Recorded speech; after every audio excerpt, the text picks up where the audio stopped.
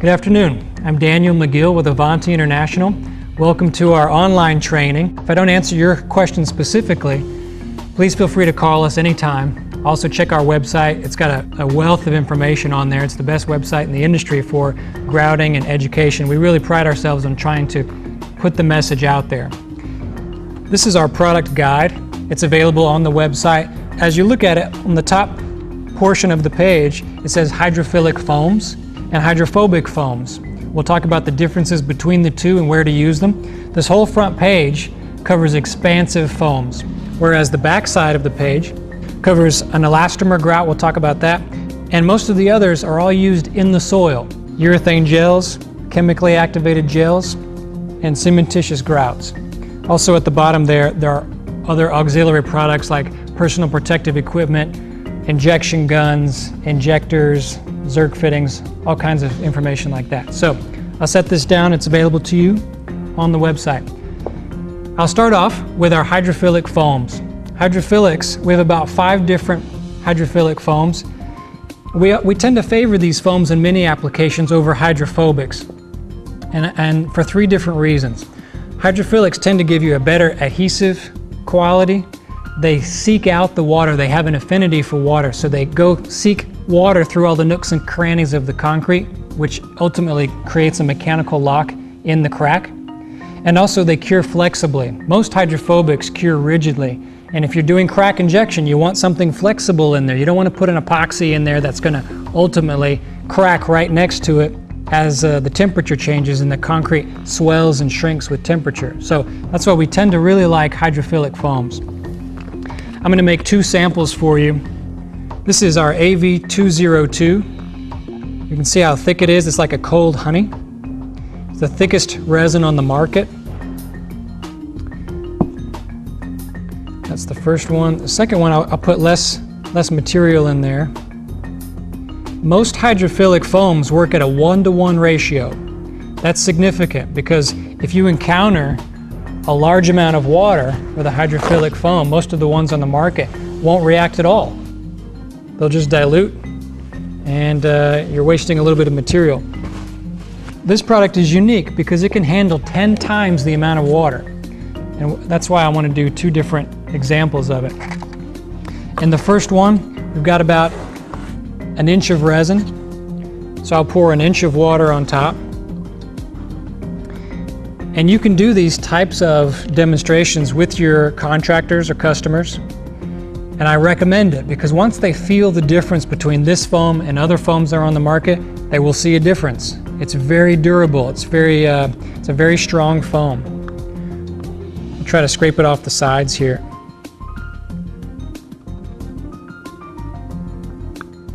Here we go. In a cup test like this, it'll react in about 30 seconds. That's when the reaction will start, and it'll finish in about 2 minutes. Out in the field, it'll likely take longer because it's not mixed as well as it is in a cup.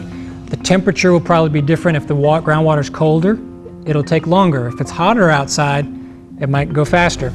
But you can see it's starting to expand here. And I'm going to expect it to expand about 4 to 6 times its original volume, or 400 to 600%. All right, we'll set this down. We'll start the other one. This sample of 202, watch how much water we pour into it. I don't know what that is, 7 or 8 times the amount of water. We'll stir this up. And the 202 will use every drop of this water. It'll absorb it all. Scrape it off the sides. It won't get diluted like most of the hydrophilic resins on the market. Okay, try to get out of the corners here. Why that's significant is when you're doing crack injection, there's no pre-mixing involved. All you do, drill your holes, flush the hole to remove debris and also to wet the area. Hopefully once you drill your hole, water from the crack will start to come out of the hole that you drilled. Set this down here. You put in your injector and you start pumping. So there's no pre-mixing with water, there's no catalyst needed. Water is the catalyst. I like to tell people these aren't just water activated, they're moisture activated. So if you take the lid off the container, it's going to cure over the top because there's moisture in the air. And as we do this, it'll just start to get thicker and thicker, and then ultimately, it'll just cure in midair, just like that. You can see how all of the resin used all of the water at about 8:1 ratio. So it didn't care that it was overloaded with water. And as we talk, this will continue to expand and fill this cup. I'm just going to set this down like so. All right, that's 202. I'll make a sample of our AV315 microfoam. I'll do 2 samples of this as well. It's much thinner.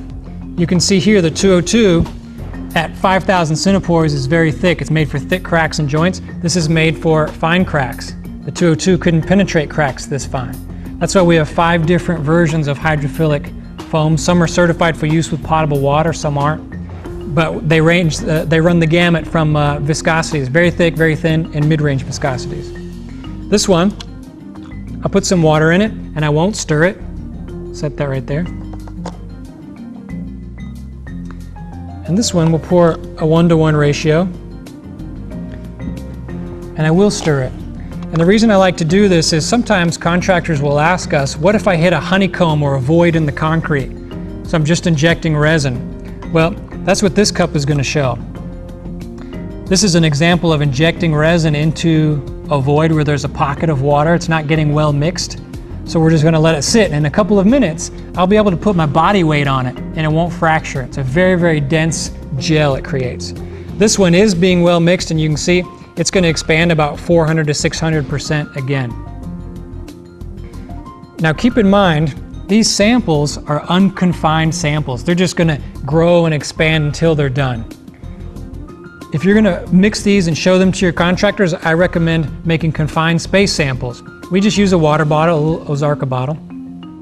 Pour about 1 inch of resin, 1 inch of water, shake it up. And make sure the bottle, depending on how you do it, it could explode. So you might let it vent the air before you put the cap on. You have to play with that. But when you're done, it creates a very dense foam. Unlike these aren't quite as dense because they're unconfined. So I really like confined space samples. This is what it's more like in a crack.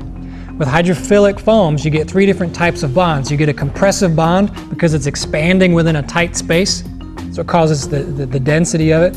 You get a mechanical bond because it seeks out water through all the nooks and crannies of the concrete and then cures. And lastly, you get an adhesive bond. It's not a glue, but it's very sticky. I talked to one contractor who was grouting one side of a manhole, and he turned and started grouting this side of the manhole, and he left with no pants on. He couldn't get off of it. That's a true story. It's very sticky material.